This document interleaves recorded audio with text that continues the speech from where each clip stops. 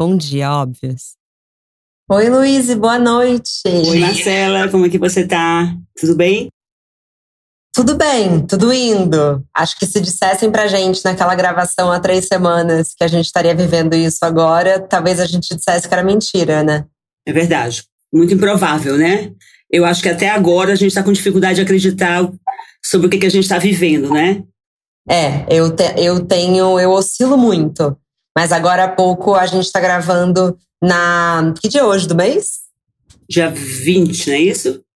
Então hoje é dia 20, sexta-feira, só para pontuar para as pessoas, caso na hora que vá ao ar já tenha mudado muita coisa. Eu acabei de ler coisas que já me deram aquela taquicardia. Isso mesmo. E o tema desse bloco, desse programa, é justamente para a gente falar sobre o medo, a cultura do medo.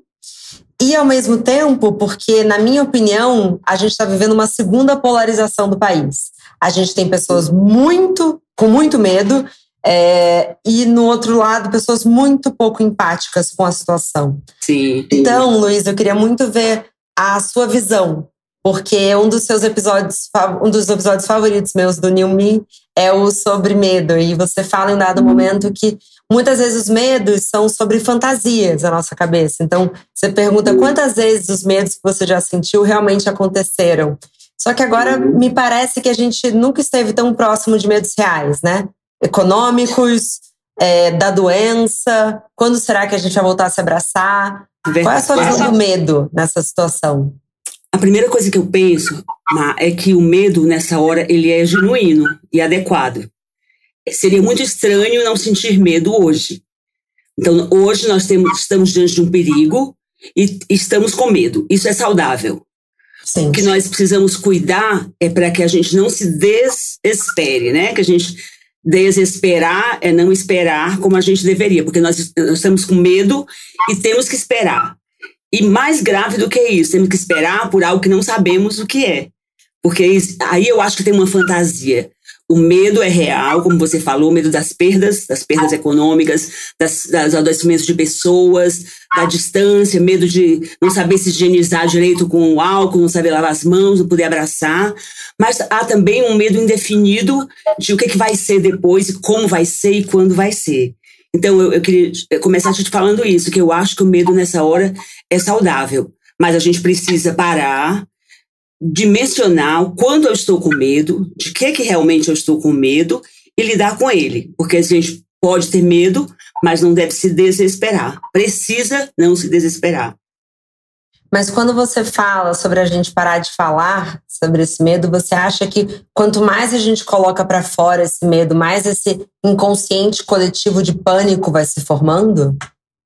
Depende de com quem a gente fala e como a gente fala, né? Então, se eu estou falando com alguém se eu estiver vulnerável e essa pessoa estiver muito suscetível também a trazer mais componentes de pavor para mim, pode ser que ao terminar de conversar com aquela pessoa, eu me sinta muito mais desesperada. Pode ser o contrário, eu posso falar com alguém que tem mais informações ou que me tranquilize de alguma forma e eu consiga me tranquilizar. Então, eu não acho que a troca de informações necessariamente vai aumentar o pavor. Eu acho que a informação que eu deixo que entre em mim e que permeie o meu repertório, essa sim, eu acho que ela pode causar um desespero maior. Faz sentido para você isso? Faz todo sentido, inclusive por uma vivência pessoal. Eu vivo numa família em que eu tenho um pai médico que está em contato com infectados nesse momento e uma mãe jornalista que está em contato com todas as informações. Então, os meus pontos de acolhimento nesse momento são pontos que, querendo ou não, eles são capazes de me dar muito medo, sem eles quererem, em muitos momentos. E eu tenho que me policiar porque, por exemplo, eu sei de coisas que vêm do meu pai que eu fui comentar casualmente com uma amiga e eu desestruturei ela, e eu pedi perdão. Mas como que a gente pode também controlar isso? Como que a gente pode avaliar se as pessoas que a gente nem está olhando no olho direito estão prontas para uma conversa? Como que a gente também não gera medo nas pessoas que a gente ama? Eu acho que a primeira coisa que a gente deve fazer, Má, é organizar o nosso próprio medo. Então, a gente já tem um panorama da situação. A gente tem um quadro de tempo. a gente tem um quadro de riscos, de perigos e de consequências. Então, dentro disso, eu vou me situar. Eu vou considerar mais ou menos assim, eu estou numa ilha, estou isolada numa ilha, né? Eu já sei que eu posso ter embarcação para escapar da ilha, eu tenho que tomar cuidado com os suprimentos que eu tenho enquanto eu estou nela. Então, de uma certa forma, eu não estou tão vulnerável assim se eu tiver feito um planejamento e uma conscientização de onde é que eu estou. Então, eu estou em algum grupo de risco, vou tomar tais e tais precauções, vou fazer o que eu posso fazer. Não vou deixar que a informação me faça tomar decisões desconexas, alteradas, que eu faça provisão de alimentação, ou sei lá o que, de remédios estranhos. Então, se existe algum controle de medo, né, parece até uma coisa meio estranha esse conceito, é eu parar, dimensionar o medo que eu tenho, entrar em contato com aquilo que realmente é assustador e suportar que agora é um tempo de medo e que nós vamos sobreviver ao medo, inclusive. Eu tenho uma curiosidade que eu queria tirar com você, que é, a gente vive uma cultura do medo, né? Acho que por conta de uma ansiedade crônica de todo mundo. Você acha que a gente se acostumou tanto a viver medos quase que fantasiosos, que agora que um medo real, um perigo real chegou, a gente não sabe lidar? Pode ser, Mar. Eu acho que é bem poético isso que você está falando. Mas eu não sei se em algum momento da vida a gente sabe lidar com o medo se a gente não parar e não dimensionar o medo.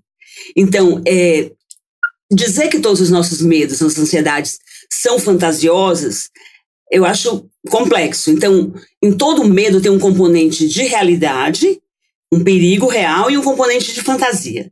Então, agora existe um perigo real, mas é cheio de fantasias. Né? Quanto tempo vai durar? Será que eu vou sobreviver? Será que eu vou adoecer também? Será que essa sensação ruim que eu estou de mal-estar já é o vírus que está no meu organismo? Então, eu posso ir criando, né, muitos mitos em redor de uma realidade e por isso não saber lidar tanto. Mas eu não acho que a gente ficou incapaz de lidar com isso porque a gente lidou com ansiedade demais. Eu acho que agora o perigo é muito real e nós não temos registro desse perigo. Nós não sabemos sentir esse medo porque nós não temos um registro de pandemia. O que é pandemia? Não sei, é um conceito que eu aprendi depois, né? Depois que ela começou a acontecer. Eu penso em gripe espanhola, mas imagina, eu nunca pensei que eu fosse viver isso na minha vida. Sim, eu imagino que para você, né, na sua idade, inclusive, é muito forte. Por exemplo, eu vou fazer 30 anos em julho e eu fiquei pensando assim, que loucura, porque definitivamente estamos vivendo tempos em que nossos filhos vão estudar na escola, mas que loucura, porque é um contexto de guerra. A gente tinha tanto medo de uma terceira guerra mundial e, na verdade, a pandemia traz todas as características de uma guerra, né? Tanto que eles têm esse termo da guerra pandêmica. É verdade. E eu acho que toda a inquietação, a incerteza, eu acho que a grande questão é que nós não temos controle sobre nada. Mas a gente lida com isso como se fosse uma coisa distante. E acho que essa situação de guerra ou de pandemia, ela esfrega na nossa cara. Tá vendo como você não tem controle de nada mesmo, né? Olha como você sabia disso, mas não tinha convicção. Então, não ter o controle é uma realidade.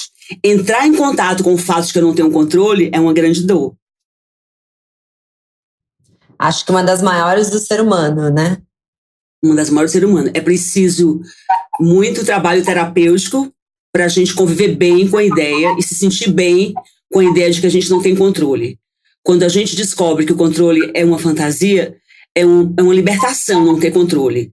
Então, uma das coisas que ajuda nessa hora, por exemplo, da pandemia, assim, eu não tinha controle, não tenho agora. Vou fazer o que tem que ser feito e fazer aquilo que é mais difícil para as pessoas, para nós, os seres humanos, que é esperar. Então, o controle é difícil, mas é um conceito a ser assimilado. O controle é uma ideia totalmente fantasiosa, né? Não temos controle sobre nada. E agora, nesses dias, ficou muito mais claro o quanto não temos controle. Porque todo dia, como você falou muito bem, as informações mudam a nossa perspectiva, né? Domingo passado, eu ia trabalhar durante a semana. Fui trabalhar terça-feira, já voltei do meu consultório achando que talvez não fosse bom voltar. Voltei mais uma vez. Acho que a gente vai refazendo o conceito do perigo a cada momento. E isso torna realmente um medo bem real.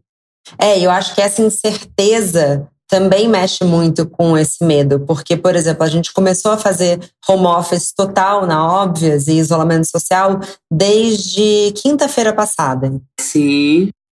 O plano são 2 semanas, porque foi o primeiro prazo. Sim. A gente está terminando essa semana falando de 5 meses. Verdade. Então, eu acho que isso vai mexendo com a gente, mas talvez abraçar o fato de que são sempre incertezas. Então, assim como as 2 semanas não aconteceram, de repente não vão ser 5 meses. Isso foi o que eu chamei de você se apropriar da convicção de que você não tem convicções.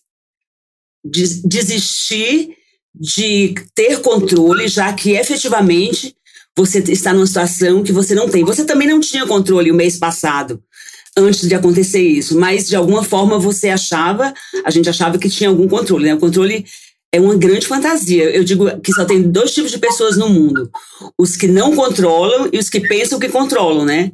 Ou seja, ninguém controla, né? Então, realmente, esse é um medo que tem que ser atualizado todo dia, porque o que nos salva é que o nosso psiquismo também se acostuma. O impacto, ele perde o impacto, né? Apesar de ser um medo que se atualiza todo dia, porque ele aumenta as dimensões, talvez também pelo fato de estarmos sendo informados por pessoas que também não parecem muito informadas, nós possamos questionar as informações, e isso também pode nos... vai demorar tanto. Não, de repente, como você disse, pode ser que não foram 2 semanas, pode ser que não sejam 5 meses, e a gente ir trazendo para o presente, né, vivendo o que é possível viver, e acordando amanhã, e deixa eu atualizar o meu medo, deixa eu ver o que eu tenho para eu realmente fazer hoje a respeito disso, e principalmente encontrar os mecanismos para lidar, né, com o medo. Eu acho que isso é a grande questão. Lidar com o tempo em que eu tenho que esperar que esse medo passe. E você acha que comprar papel higiênico é para ter uma sensação de controle? Eu acho que toda vez que... Se eu pergunto para uma pessoa, eu acho que quando eu pergunto para uma pessoa por que ela comprou papel higiênico, ela não sabe me explicar, né? Então, tá todo mundo buscando uma sensação de segurança. Sim. Por que o papel higiênico? Não sei. Porque por alguma razão, alguém informou para alguém que comprar papel higiênico vai trazer segurança. Outra pessoa que não comprou papel higiênico, conversando com a que comprou, pode se sentir... Puxa, eu não emiti meu mecanismo de segurança para me sentir como essa pessoa. Então, como é tudo muito louco, muito abstrato, muito impreciso, cada pessoa vai lidando com o seu mecanismo, né? Mas eu acho que a pessoa que comprou as 4 caixas de álcool em gel não se sente mais segura. Ela, ao contrário, ela sente que ela dominou uma parte, agora tem mais 1000 outras para ela dominar. Então, a gente admitindo a impossibilidade, a impotência em cada pedaço, em cada fragmento da realidade, eu acho que facilita mais. Na verdade, o único conforto que eu posso ter diante do controle é desistir de controlar.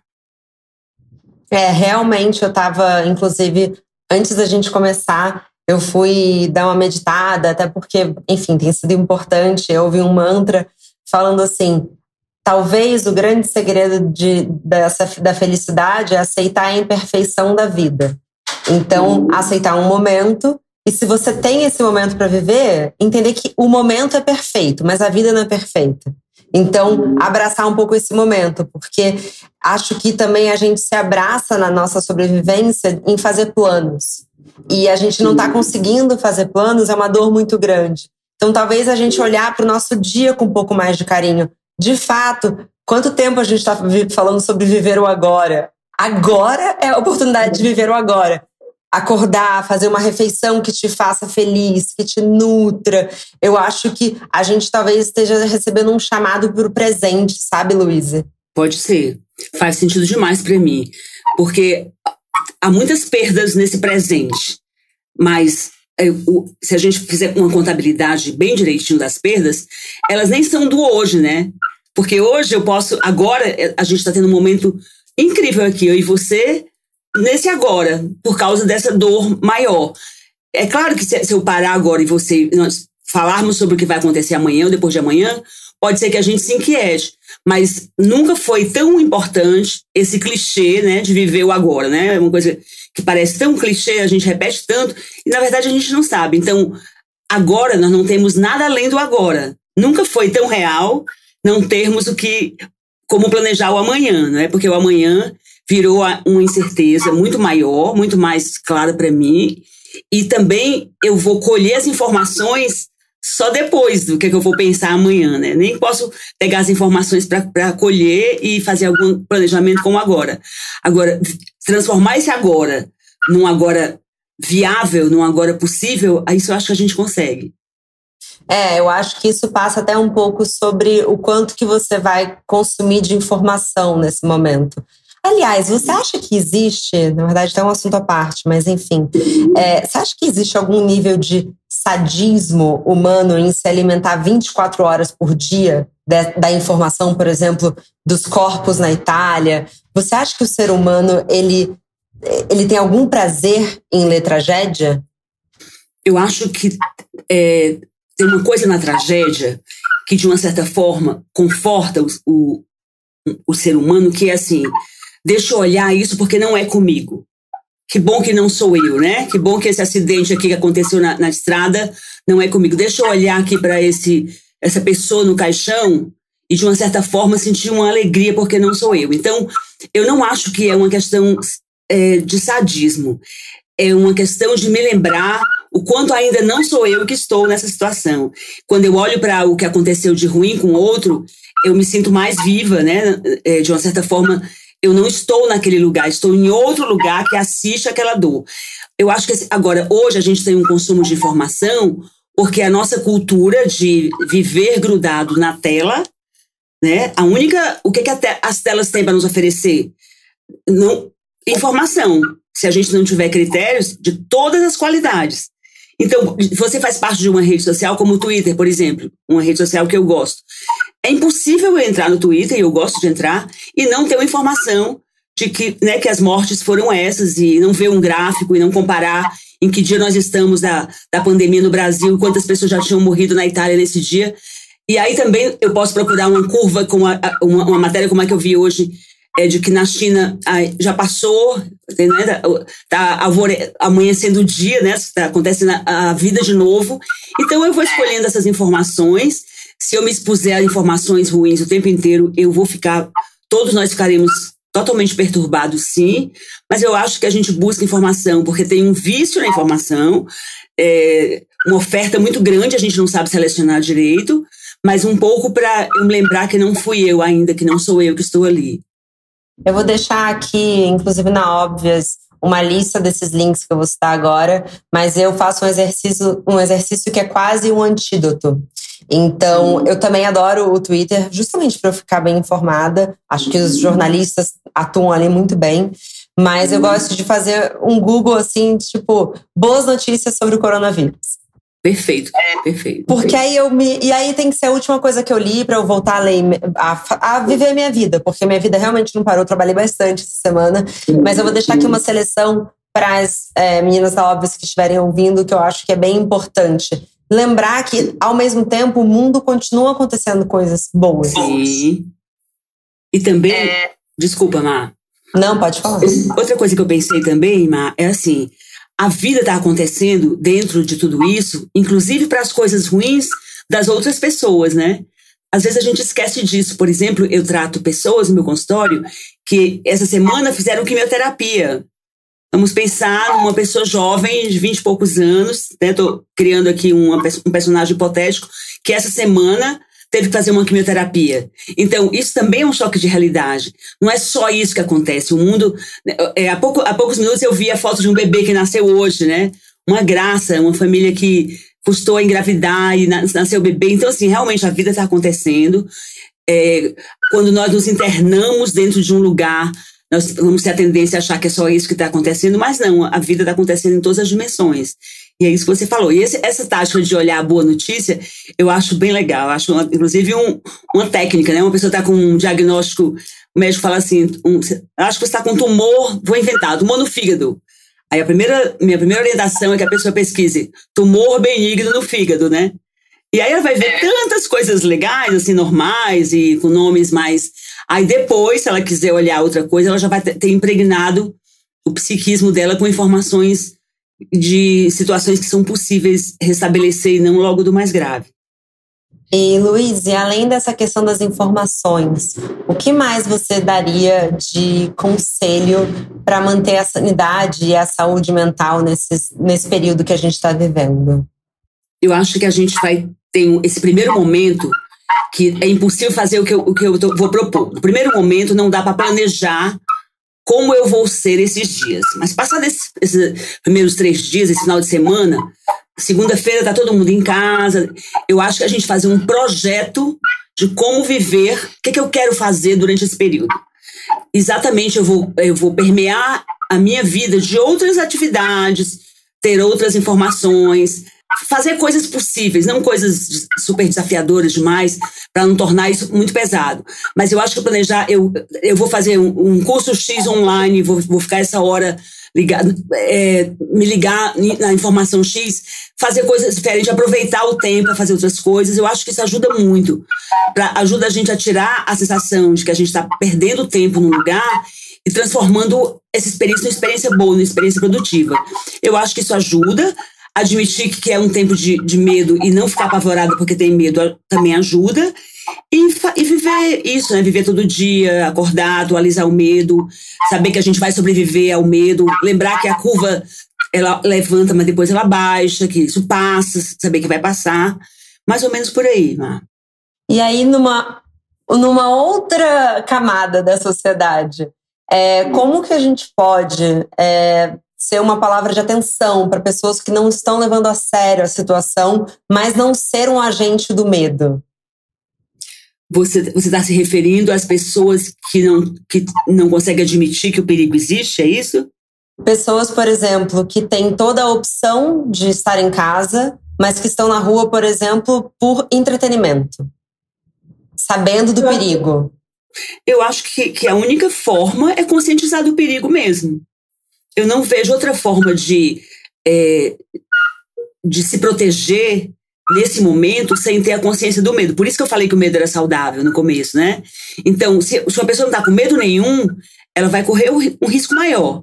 Então, olha, deixa eu te atualizar aqui sobre os medos. Até uma criança nomeia, né, o coronavírus, sabe que não pode sair de casa. Hoje eu escutei do meu neto isso: estou aqui preso em casa, vovó, não posso sair, não posso te ver. Então, até uma criança sabe que nós estamos numa condição de imobilidade. Então, eu não vejo outra forma de fazer isso sem ser informando: olha, o perigo existe, tá? Deixa eu te avisar que o perigo existe. E se for uma pessoa que não tem condições de lidar muito com isso, a gente, por exemplo, uma pessoa mais velha, não vou conseguir convencer, então, pelo menos você vai tomar as medidas, vai ficar aqui, vai se alimentar direito, não vai sair, vai... Eu acho que não temos outra opção a não ser ir para casa, né? Já estamos num tempo que não é possível que alguém não tenha entendido que tem que ir para casa, não tem outro jeito, né? Eu acho que fora o medo da doença em si, eu acho que tem medos envolvidos que são muito reais, né? Então o medo econômico, um medo e até social, assim, eu fiquei até imaginando, de fato, se eu ficar muito tempo em quarentena, quando eu reencontrar com as minhas amigas, vai ser emocionante. Então, mas de novo, olhando lá para frente. Mas economicamente, a gente precisa olhar um pouco para frente, né? É preciso um pouco de coragem para encarar que vão ser tempos muito incertos e muito do que a gente tinha como chão mudou. Isso. Mas na vida, nós vamos viver sempre tempos de perda. Um tempo de perda chegou. Então, nós vamos gastar reservas, nós vamos não poder encontrar pessoas. Então, ter a consciência de que nós estamos num tempo de perder, isso eu acho fundamental, né? Perder a capacidade de ficar perto de alguém. Então, é por isso que a gente precisa reciclar o que a gente vai fazer com esse medo, porque esse medo é real. O medo da viagem que eu comprei, não pude viajar. Tem tantas coisas. Eu escuto bastante o medo de perder os seus velhos, né? Eu acho que essa repetição, toda pessoa que morre é uma pessoa mais velha, então eu vejo que de repente se instalou um medo muito grande de perder os nossos, né? O meu grupo, né? Já estou no grupo de risco, então assim... Então, a gente tem que lidar com isso, lidar com esse cotidiano, e os medos, eles são muito abstratos mesmo, tem vários medos envolvidos, né? Medo de não conseguir, medo de perder, né? Em todos esses medos está envolvido um conceito de uma perda. Olha, o tempo da perda chegou, tá? Ok, vamos trabalhar com isso, vamos lidar com isso. Perda mesmo. Eu tinha e não tenho mais. Eu guardei e agora eu vou gastar porque eu não vou ganhar. Ou não ganhei e agora eu vou usar outra coisa. Então, eu acho que admitir que é um tempo de perda pode transformar essa experiência numa experiência riquíssima. E ao sair dela, nós sairemos sobrevividos. Os que sairmos sobrevividos, eu espero que saiamos muito sobrevividos, muito mais ricos com isso, né? Mas eu não gostaria de ter vivido essa dor todinha. Mas a única coisa que a gente pode fazer com isso é ter esperança, não desesperar. Eu acho que isso é uma coisa importante, assim. Toda vez que a gente perder a capacidade de esperar, de não esperar mais, a gente, não, peraí, eu não quero me desesperar. Eu vou olhar para a curvinha lá do gráfico e saber que um dia, seja mais alta, seja mais baixa, um dia ela volta para o zero de novo nesse aspecto, né? E aí a gente vai viver as perdas normais do dia a dia, né? Lindo, Luíse. É como se a gente estivesse vivendo um luto por aquilo que a gente achou que ia viver e não vai viver mais. É isso mesmo. O luto hoje é o agora.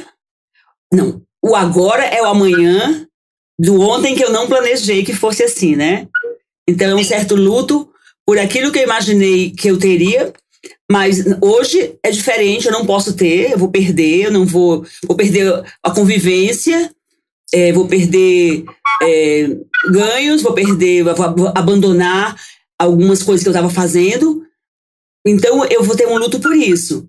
Mas olhar para isso como uma coisa momentânea, passageira, de novo, ter esperança de que isso passe.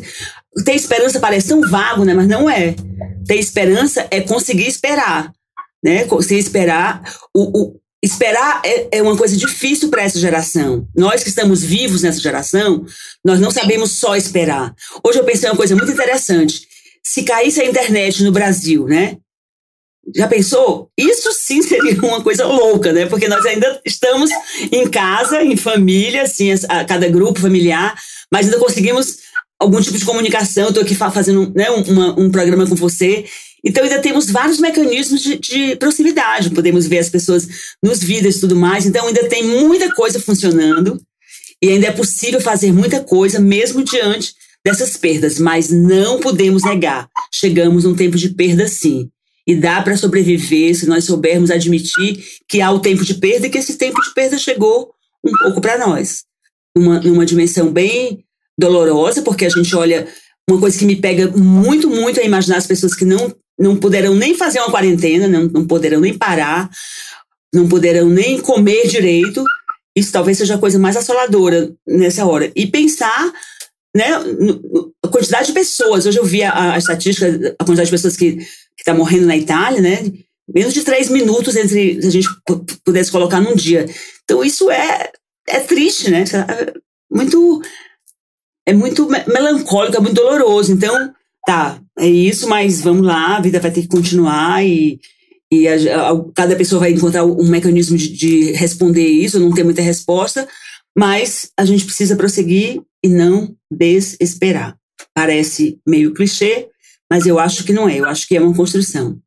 Eu acho que esperança é uma palavra que se esvaziou de significado, mas você acabou de enchê-la de significado para mim. Então, obrigada. Que bom. Eu acho que esperança, água, coisa que a gente precisa nesse período. E eu também, eu me sinto muito mal por quem não tem opção. Eu, inclusive, enfim, eu ia dar um exemplo que eu não quero dar. Porque eu acho que as informações estão aí, as tragédias estão aí. E eu gostaria de finalizar muito mais com a nossa energia para cima e com essa mensagem de esperança. Então, já voltei. Tá bom. Então, você deu um exemplo bom, né? No momento que a gente sai e a gente pode se alimentar de alguma informação ruim, a gente não pode fugir delas de jeito nenhum, mas eu não quero passar esse momento com isso. Eu não quero ficar com essa sensação de perda me machucando tanto. Eu vou olhar para isso como uma coisa, admitir que existe, está doendo, mas a gente vai continuar vírgula, apesar disso. Ponto. Né? Que é o suficiente. Eu já sei disso. Eu não quero repassar, não quero passar de novo pela minha boca, porque eu acho que tem uma verborragia de más notícias, né? Em tempos de WhatsApp também. Então você fica por aí soltando má notícia. E tomar muito cuidado, porque você não sabe em que momento a outra pessoa está vivendo, como aquilo vai tocar ela, se ela tem uma pessoa de grupo de risco em casa. Eu sou casada com uma pessoa que é de muito grupo de risco, é asmático, teve pneumonia recentemente. Então, assim, existe um medo ainda mais real. Então, muitas vezes eu tento fazer esse equilíbrio. E eu acho que é sobre equilíbrio.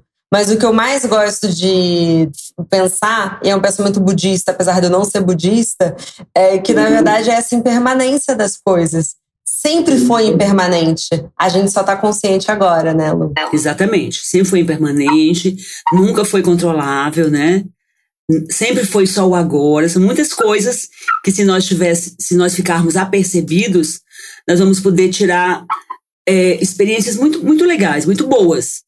Mas sempre foi impermanente. Até o bom é impermanente, né? Isso é que é duro, né? Até o bom é impermanente. Mas a vida, nessa sucessão de experiências, a gente também amadurece, cresce, aprende. Você vai ser uma adulta muito melhor por causa dessa experiência, né?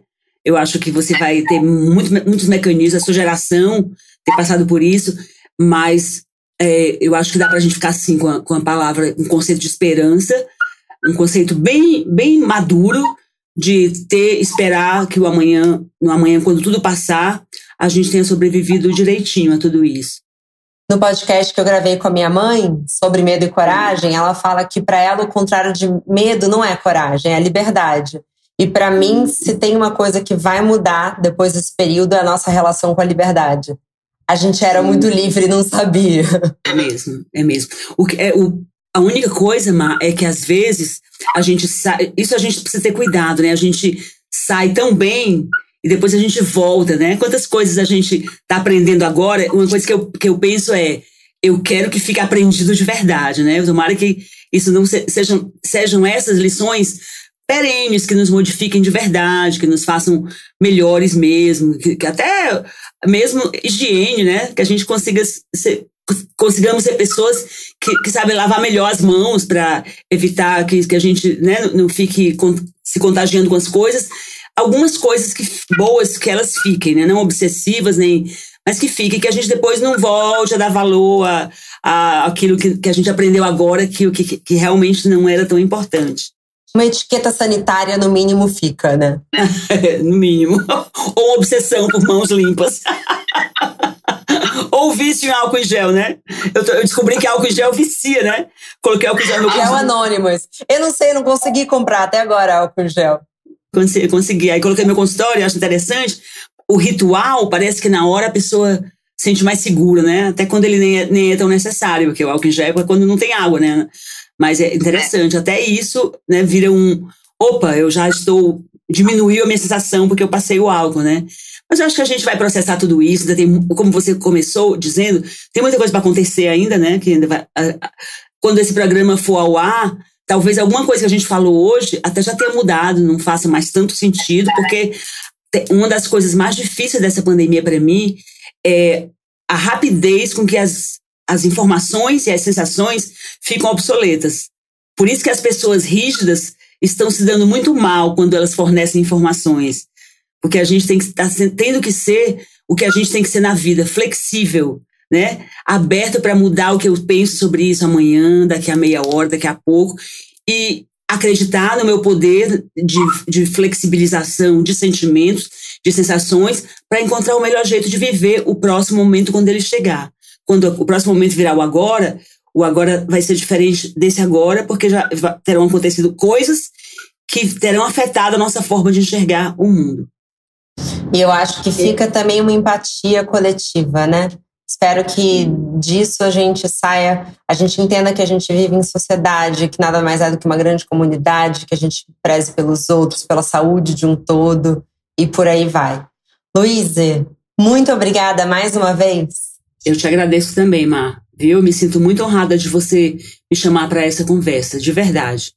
Eu fico honrada de você aceitar. É sempre um prazer. E quem sabe a gente não faz um desses casualmente nessa quarentena. É mesmo, quem sabe? Um beijo, viu, querida? Muito obrigada. Boa noite. Tá? Tchau. Se cuida.